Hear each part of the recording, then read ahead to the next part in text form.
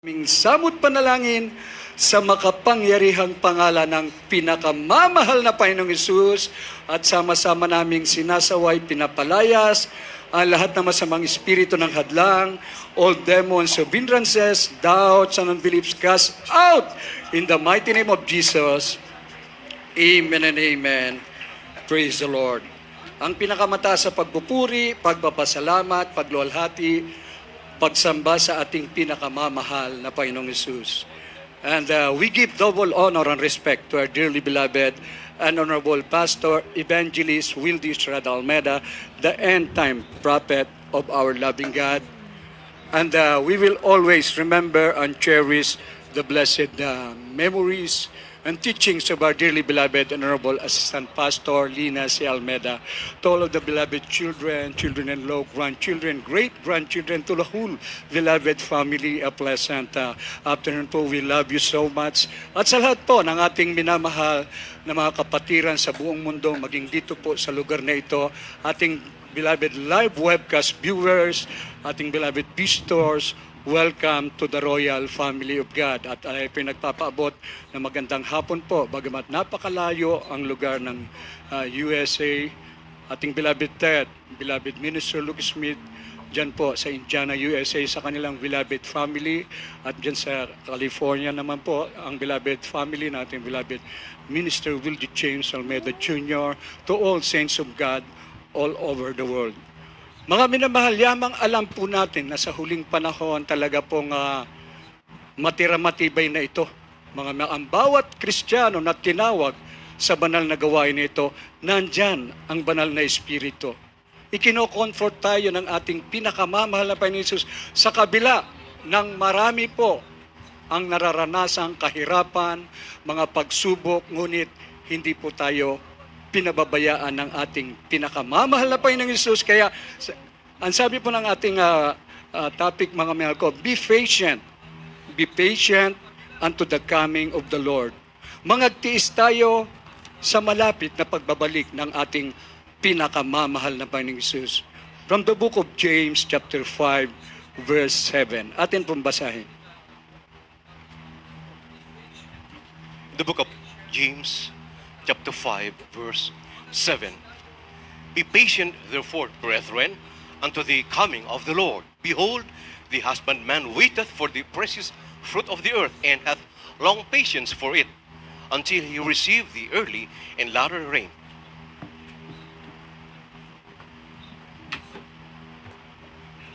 Ito po sa Santiago, Kabanatang 5, talatang 8. Mangagtiis din naman kayo, pagtibayin ninyo ang inyong mga puso, or rather 7, mangagtiis nga kayo, mga kapatid, hanggang sa pagparito ng Panginoon. Narito, inaasahan na magsasaka ang mahalagang bunga ng lupa na may pagtitiis hanggang sa tanggapin ang ulang maaga at huli. Amen. Amen. Praise the Lord. Lahat magsabing praise the Lord. Kung paano nagtiis ang ating pinakamamahal na Panginoong Hesus doon sa krus ng Kalbaryo, mga binamahal ko, ibinigay ang kanya nag-iisang buhay upang pantubos sa ating mga kasalanan. Tayo po na tinawag upang sumampalataya sa kanyang banal na pangalan. Dahil pag ikaw ay nabautismuhan, sumampalataya ka at nabautismuhan, merong kaligtasan. Yan ang katotohanan kung magpatuloy ka sa paglilingkod sa ating dakilang Diyos. Mangagtiis nga kayo, mga kapatid, hanggang sa pagparito ng Panginoon. Narito, inaasahan ng magsasaka ang mahalagang bunga ng lupa na may pagtitiis hanggang sa tanggapin ng ulang maaga at huli. Mga minamahal, ang ating dearly beloved parents in the Lord and the beloved children, hanggang sa grandchildren, great-grandchildren, mga mahal ko, narito kasama natin, nagpupuri sa ating mahal na Panginoon. For 46 years, mahigit na. Papasok na tayo ng 47, mga minamahal ko. Sila po'y perpektong halimbawa. Kung anong puno, siya rin ang bunga, mga minamahal ko. Dahil alam naman natin, totoo at tunay ang Diyos na ating pinaglilingkuran. At ang pangangaral po ng propeta ng Diyos ay totoo po. Tayo po ang nakikinabang, meron pong mga himala, merong kagalingan, lahat ng pagpapala ay dumarating sa atin, mga minamahal ko. Yamang ito na lamang po ang inaantay natin ang nalalapit na pagbabalik ng ating pinakamamahal na Panginoong Hesus. We're on the end time, mga minamahal ko. Wala nang panahon para tumalikod. Wala nang panahon upang manlamig, mga minamahal ko. Dahil pag nalaglag ka pa sa kamay ng Diyos na buhay, sayang ang iyong pinagpagalan. Nakakatakot, mga minamahal ko. Ngunit sinabi po ng banal na kasulatan, katulad ng magsasaka, meron pong dapat ang mahalagang bunga na may pagtitiis. Lahat magsabing, praise the Lord. Kaya ang sabi ng ating pinakamamahal na Panginoong Hesus, if you love me, carry my cross every day. Araw-araw po yan. Pagtitiisan natin ang mga pagsubok, minsan darating po ang mga pagkakataon, kunin ang ating mga mahal sa buhay, at alam naman natin sa langit sila kung sila'y tapat na maglilingkod sa ating pinakamamahal na Panginoon Hesus. We don't have to worry, mga minamahal ko. Kaya sinabi ng banal na kasulatan, for me to live is Christ and to die is gain. Bawiin ang buhay natin, merong langit. But we are waiting for the blessed hope. Tayo po ay nag-aantay. Sino po ang gagamitin sa huling panahon? Dito lamang sa ating banal na gawain dahil napatunayan natin ang Diyos ay buhay at makapangyarihan. Kaya nga mga mga sinasabi po ng banal na kasulatan, a curse if you will not obey the commandments of the Lord your God, and it will be a blessing. Kaya tayo po, habang nag-aantay, tapat na maglilingkod sa ating dakilang Diyos, hindi ka manghina, bagkos lalakas ka. Lahat magsabing, praise the Lord. Magkasunod pong basahin from the book of Zephaniah, chapter 3, verse 8, and Isaiah, chapter 40, verse 31. Amen. In the book of the prophet Zephaniah, chapter 3, verse 8, therefore wait ye upon me, saith the Lord, until the day that I rise up to the prey. For my determination is to gather the nations, that I may assemble the kingdoms, to pour upon them mine indignation, even all my fierce anger. For all the earth shall be devoured with the fire of my jealousy. The book of the prophet Isaiah, chapter 40, verse 31. But they that wait upon the Lord shall renew their strength. They shall mount up with wings as eagles. They shall run and not be weary, and they shall walk and not faint. Dito po sa aklat ng Sipanayas, Kapitulo 3, ang talata ay 8, Isayas 40 at 31. Kaya't hintayin ninyo ako, sabi ng Panginoon, hanggang sa kaarawan na ako'y bumangon sa paghuhuli sapagkat ang aking pasya ay pisanin ang mga bansa, upang aking mapisan ang mga kaharian, upang maibuhos ko sa kanilang aking kagalitan. Sa makatuwid bagay ang aking buong mabangis na galit, sapagkat ang buong lupa ay sasakmalin ng silakbo ng aking panibugho. Dito po sa Isayas, Kapitulo 40, ang talata ay 31. Ngunit silang nangaghihintay sa Panginoon ay mga babagong lakas. Sila'y bailang lang na may mga pakpak na parang mga agila. Sila'y magsisitakbo at hindi mga papagod. Sila'y magsisilakad at hindi mangangihina. Amen. Amen. Praise the Lord. Palakpakan po natin ang ating dakilang Diyos, mga minamahal ko. Malapit na ang pagbabalik ng ating pinakamamahal na Panginoon Hesus. Huwag mong isipin, baka next week pa. Hindi po, ang laging ipinapangaral ng ating minamahal at ginagalang na pastor, laging mong isipin, ngayon ang pagbabalik ng ating dakilang Diyos. Ibig sabihin, lagi kang handa dahil nakakatakot na bagay. Pag nag-rapture, the rapture of the church, yung maiwan ka po sa rapture, ito po ang nakakalungkot na bagay. Ngunit, napakapalad po tayo, natin mga mahal ko. Dahil masarap na tayo po ay laging nag-aantay sa pagbabalik ng ating dakilang Diyos.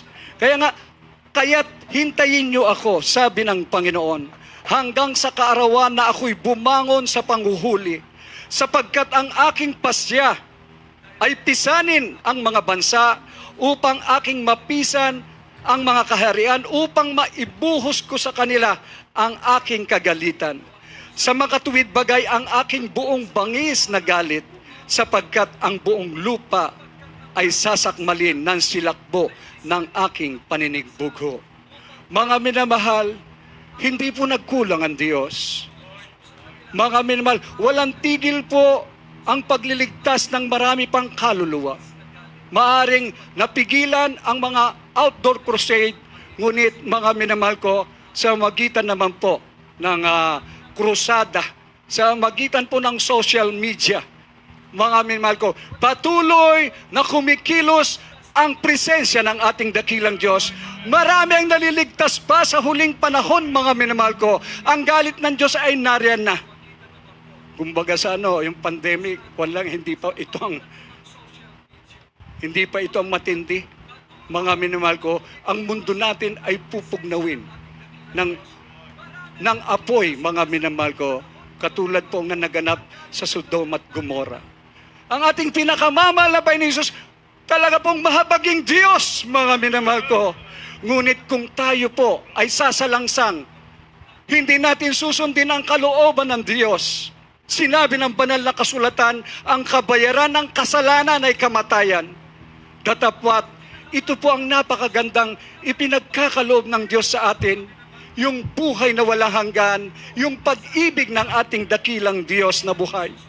Dapat isa puso natin at unawain natin na sinasabi ng banal na kasulatan, in flaming fire, taking vengeance on them that know not God and obey not the gospel of our Lord Jesus Christ, who shall be punished with everlasting destruction from the presence of the Lord and from the glory of His power. Napipinto po ngayon, hindi natin malaman. Anytime pwedeng mangyari, mga minamahal ko, yung tinatawang World War III. Hindi na ordinaryong gera ito, mga minamahal ko. Sa magitan po ng mga sophisticated weapon, talaga pong mapupuksa ang marami. Nandyan po ang nakaabang ng mga asteroids, mga minamahal ko. Paulit-ulit na nariyan sa ere, mga minamahal ko. Anytime babagsak sa mundo natin. Ngunit dahil nga po may nananalangin, dahil ikaw at ako ay nagtitiis, naglilingkod sa ating mahal na Panginoon. Bawat luha mo, nakikita ng Diyos. Hindi ba't ang ating panalangin, iligtas mo, maging ang aming mga mahal sa buhay. Hindi tayo naging maramot. Iligtas mo ang marami pa, kaya patuloy tayo naghahayag ng kabutihan ng Diyos. Mga minamahal, ngunit tayo po na nag-aantay at totoong tapat na naglilingkod sa ating dakilang Diyos, you don't have to worry. God, ang ating pinakamamahal na Panginoon Jesus ay nariyan sa lahat ng iyong pangangailangan. Sa oras na kailangan mong proteksyon, hindi kanya pababayaan. Sabi po na ating nabasa, Isaiah 40:31, ngunit silang naghihintay sa Panginoon ay mga bagong lakas. Sila'y pailang lang na may pakpak na parang mga agila. Sila'y magsisitakbo at hindi mga papagod. Sila'y magsisilakad at hindi manganghihina. Lahat magsabing praise the Lord. Nagaganap yan at na-experience natin. Kaya dito nagtataka maging ang mga senior citizen, mga minamahal ko, pag pumila yan at pumunta, kumuha ng retirement pay, nagtataka yung iba. Bakit ang lulusog ninyo? Senior citizen ka na. Makita nung iba, disabled, total disability, ang pension mo, bakit normal ka? Kasi po, dati po akong baldado. Wala na talagang pag-asa. Ngunit sa Jesus Miracle Crusade, pinagaling ko ako ng ating dakilang Diyos. Pwede bang pagtalunan pa? Disabled ka, dapat. Malusog ka Paano nangyari yon? Ang Diyos namin ay Diyos ng himala. Lahat magsabing, praise the Lord.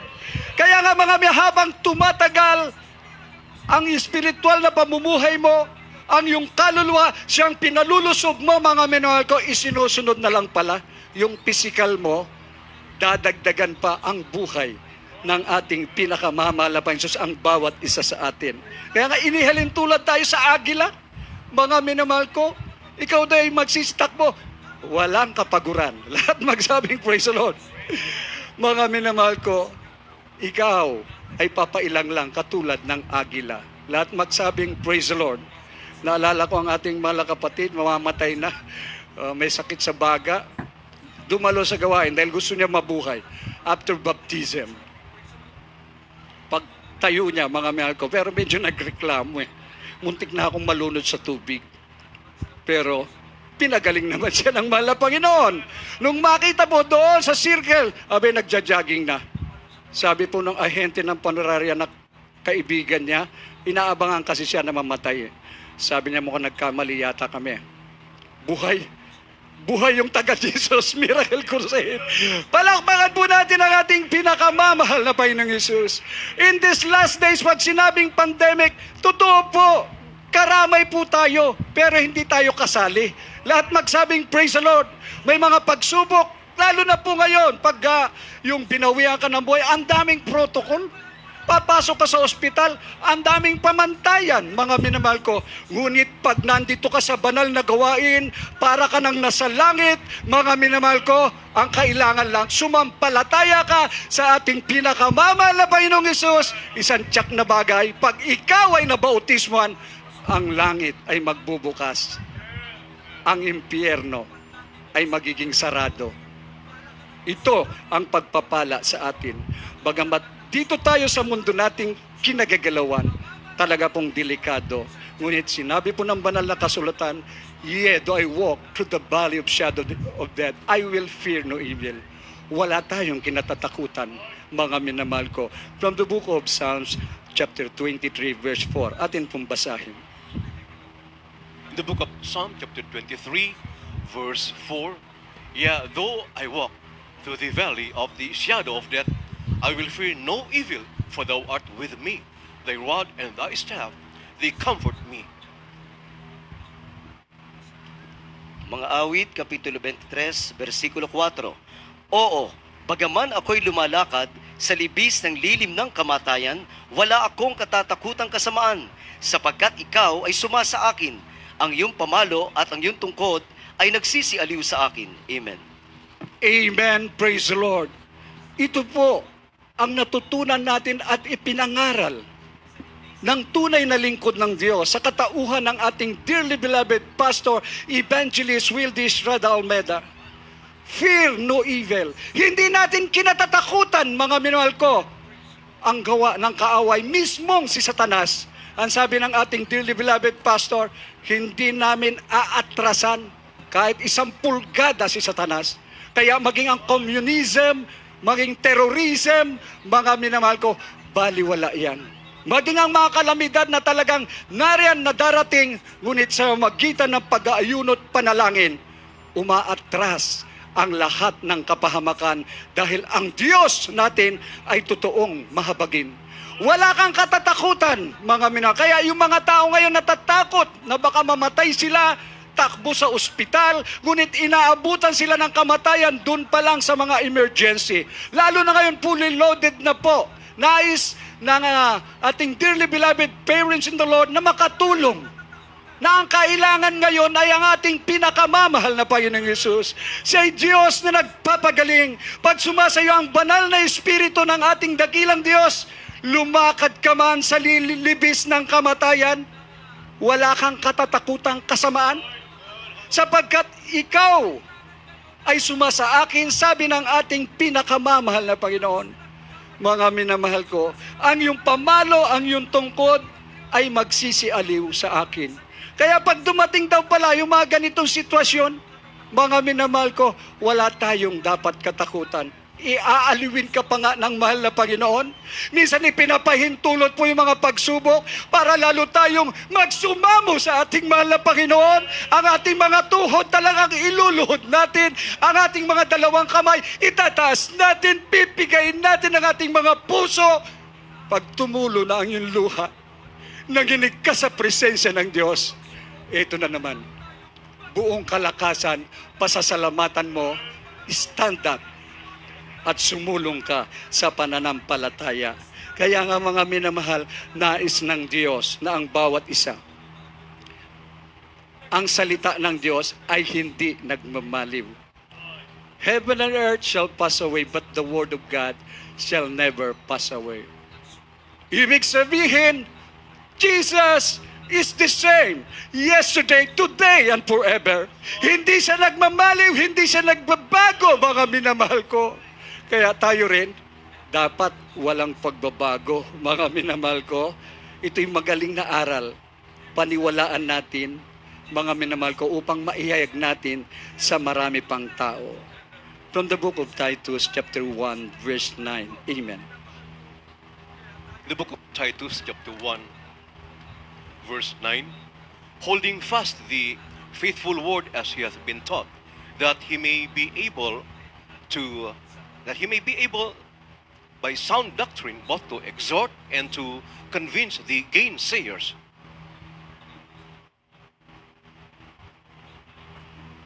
Ito po sa sulat ni Pablo kay Tito, kabanatang 1, talatang 9. Nanananangan sa tapat na salita na ayon sa turo upang umaral ng magaling na aral at papaniwalain ang nagsisalansang. Amen. Amen. Praise the Lord. Hold fast, mga minamahal ko. Kakapit tayo sa ating mahal na Panginoon. Bagamat minsan mahina po tayo, ngunit manalangin tayo na tayo'y panghawakan ng ating dakilang Diyos. Nananangan sa tapat na salita ayon sa turo. Tapat po, makapangyarihan ang salita na ipinangaral sa atin. Na ipamuhay natin, tayo po ang nag-benefits.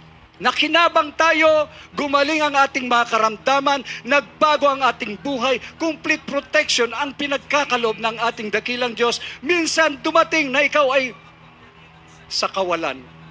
Ngunit pagluhod mo, pag sumamos sa ating mahal na Panginoon, na nanalangin na may pag-aayuno, makita mo na lang, bigla na lang kakatok. Bigla lang mag-ring ang cellphone mo, pumasok ka na, may trabaho ka na. Lahat magsabing, praise the Lord. Kaya nga sinasabi po, mga upang umaral na magaling na aral, mga minamahal ko, kung naghahanap pa kayo ng ibang aral, huwag niyo pong pakinggan ang maraming sekta at denominasyon na nagliligaw. Galing na tayo dyan eh. Huwag na huwag po o maghanap pa. Narito na tayo sa buong katotohanan. Ito po'y magaling na aral. Lahat magsabing, praise the Lord. Wala nang pinakamatalinong tao yung narito sa Jesus Miracle Crusade at patuloy na naglilingkod tapat sa ating pinakamamahal na Panginoong Yesus. Could you imagine, isa pong children's choir? Anong sabi niya? Ang nais ko, yung karunungan sa ating mahal na Panginoon. Alam niya ang pag-aaral nila, blended learning, mga module, ay nahihirapan siya. Ngunit, pag siya'y nanalangin, nagpuri sa ating dakilang Diyos, lahat ng mga katanungan o questionnaire doon ay nasasagot niya na may karunungan mula sa ating pinakamamahal na Panginoong Hesus. Ibig sabihin ang karunungan na nagmumula sa Diyos, inuna mo ang ating mahal na Panginoon, idadagdag niya ang katalinuhan. Idadagdag niya ang lahat ng mga bagay. Ngunit ang pinakamahalaga, tatanungin natin ang mga ating mga sarili, tayo ba'y karapat-dapat na magmana ng buhay na wala hanggan? Dahil nakakalungkot mga ko, magiging useless ang ating paglilingkod kung hindi natin masunod ang kalooban ng Diyos. At papaniwalain ang nagsisisalangsang. Maraming sumasalangsang sa banal na gawain. Maraming umuusig sa atin, mga mahal natin, minsan ating mga mahal sa buhay. Minsan yung mga ilang mga ngaral, kung ano-anong pinagsasabi, mga minahal ko, laban sa ating banal na iglesia, sila raw ang nasa katotohanan. Ngunit sinasabi po, tayo pala ang gagamitin upang papaniwalain ang mga nagsisisalangsang sa magitan ng ating mga buhay na patotoo. Ito'y buhay na patotoo, prueba at ebidensya na merong Diyos na makapangyarihan na kaya niyang gawin ang lahat. Kaya yung nagaganap ngayon, ipinahintulot ng Diyos. Kaya nga, ang dami ngayon ang nagla-like, ang daming nanonood sa atin, ang dami po ang nagme-message, nakikiusap. Ngunit dahil sa kanilang pananampalataya, kahit na nandun na sa kwarto ng isolation room, pag tumanggap sa ating pinakamamahal na Panginoong Hesus, sa pangunang dalangin ng ating pinakamamahal na Panginoong Hesus, ang ating dakilang Diyos ay tumutugon. Pinapalabas sila sa himalang kapamaraanan. Kaya paglabas nila, I am willing to serve the Lord. Lahat magsabing, praise the Lord. Kaya nga, tayong lahat ay buhay na patotoo. Makukumbisi natin upang maniwala ang marami pang tao, mga minamahal ko, hopeless ang mundo nating kinagagalawan. Maging ang lahat ng pamunuan, maging tao po na narito sa mundo na kinagagalawan natin na hindi sumasampalataya sa ating dakilang Diyos. But here we are, nagpupuri sa Diyos.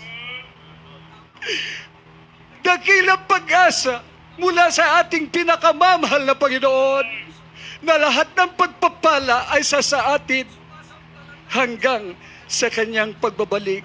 Ang pangako ng ating pinakamamahal na Panginoong Hesus sa ating huling talata from the book of Ezekiel chapter 16 verse 60. Amen. The book of the prophet Ezekiel chapter 16 verse 60. Nevertheless, I will remember my covenant with thee in the days of thy youth, and I will establish unto thee an everlasting covenant.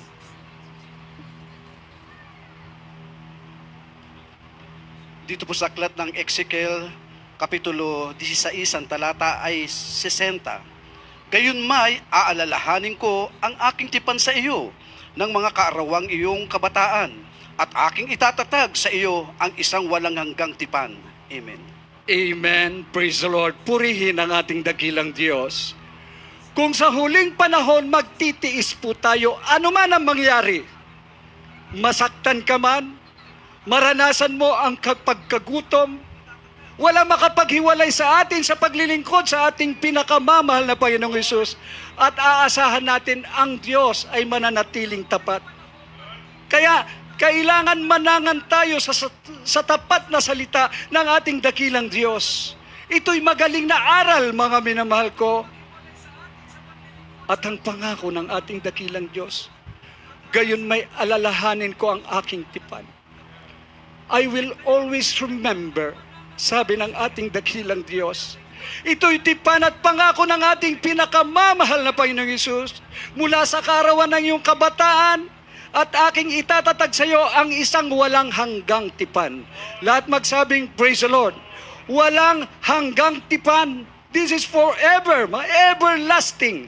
Ang sabi ng banal na kasulatan, I will establish unto the everlasting covenant. Lahat magsabing, praise the Lord. Ito ang pangako niya dito pa lang sa mundo habang tayo nag-aantay sa ating pinakamamahal na Panginoong Hesus. Meron langit, mga minamahal ko. Ang mansyon doon ay lalakaran natin. Wala nang kagutom, walang pagkauhaw. Tingnan niyo ngayon ang kaganapan, mga kababayan natin. Kung saan merong pagkain, pipila sila. Salamat sa ating mahal na Panginoon at nagbubukas na ang pangunawa ng marami. They're willing to love our neighbors, mga minamahal ko. Ganon din tayo, mga minamahal ko. Ang pangako ng ating dakilang Diyos, itatatag, ibig sabihin, hindi ka mabubuwal. Ikaw ay mananatili mula ngayon hanggang sa pagbabalik ng ating pinakamamahal na Panginoong Hesus. Tayo pong lahat ay magpuri sa ating dakilang Diyos. Habang tayo umaawit, mga minamahal ko, pasalamatan natin ang ating pinakamamahal na Panginoong Hesus. Inaanyahan natin ang mga bisita, mga baguhan, mga minamahal ko. Hallelujah, praise the Lord. Hallelujah.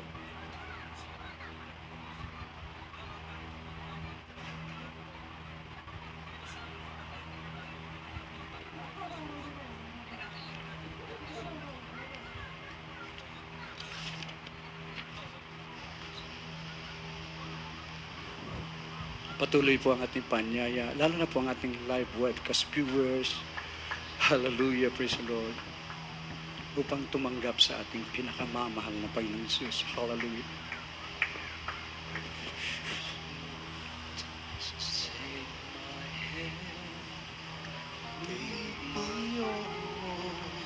Let me stand. I am tired. I am weak. I am worn. Through the storm, through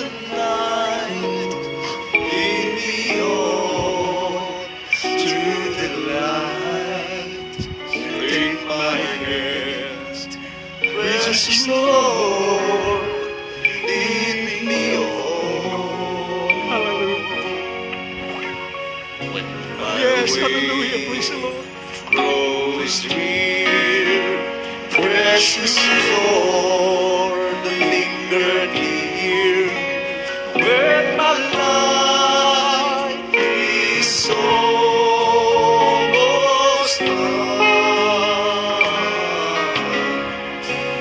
hear my cry, hear my call, hold my hand, lest I fall.